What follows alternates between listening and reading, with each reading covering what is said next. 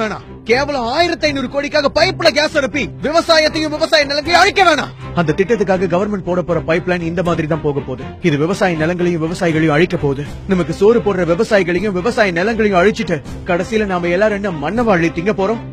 நம்ம தமிழ்நாடு விவசாயத்தையும் விவசாயிகளையும் கார்பரேட் காரன் கொஞ்சம் கொஞ்சமா அழிச்சுக்கிட்டே வரான். இதுல அசிங்கமான விஷயம் கவர்மெண்ட்டும் அவங்களுக்கு ஒத்து போகுது. அந்த பைப்லைனை வேற ஒரு இடத்துல போட்டு ஏற்பட்ட விபத்து இது. பெங்களூருக்கும் இடையில அந்த பைப்லைன் போக கூடாது நம்ம நினைக்கிறதுக்கான காரணம் இதுதான். அவங்க தேவைக்கு இப்ப நம்ம பலியாடு. அந்த நிறுவனத்தோட கவனக்குறைவால போன வருஷம் ஒரு கிராமமே ஆந்திராவில அழிஞ்சு போச்சு. இந்த விஷயங்களை பத்தி தமிழருக்கோ இல்ல தமிழ்நாட்டுல இருக்கவங்களுக்கும் இன்னும் சரியா தெரிய வரல. ஏன்னா இதை தெரிஞ்சுக்கிறதுக்கு நம்ம ஆர்வம் காட்ட மாட்டோம். ஏன்னா ஒவ்வொரு விஷயத்தையும் பட்டு திருந்துறதுதானே நம்ம பழக்கமே. இந்த நிலை சீக்கிரம் மாறணும். இந்த மாதிரி விஷயங்களை தடுக்க வேண்டிய அரசியல்வாதிகளே அதனால கிடைக்க போற 1500 கோடியை தான் பாக்குறாங்க. அவங்களுக்கு விவசாயிங்க முக்கியம் இல்ல. நாமளும் அதே மாதிரி இருக்கணுமா என்ன? யாரோ விவசாயி யாரோ இடம் போதுன்னு நம்ம நினைச்சா நாளைக்கு இதே மாதிரி நமக்கும் நடக்கும். அப்ப மத்தவங்களும் நம்மள பார்த்து நிச்சயமா இதே மாதிரி தான் நினைப்பாங்க. நமக்கு யாரும் வரமாட்டாங்க. அந்த பைப்லைன் நார்மலா போக வேண்டிய வழி இதுதான். ஆனா கர்நாடகா காரங்க அதை மேங்களூர் டு பெங்களூர் ரூட்டுக்கு கொண்டு போக வேணான்னு முடிவு பண்ணதுனால அது நம்ம ஊருக்குள்ள போட பாக்குறாங்க. கிட்டத்தட்ட அவங்க தேவைக்காக நம்மள பலியாடாக்க பாக்குறாங்க. இது மாதிரியான திட்டங்கள் ஆடம்பரம், விவசாயம் அத்தியாவசியம்.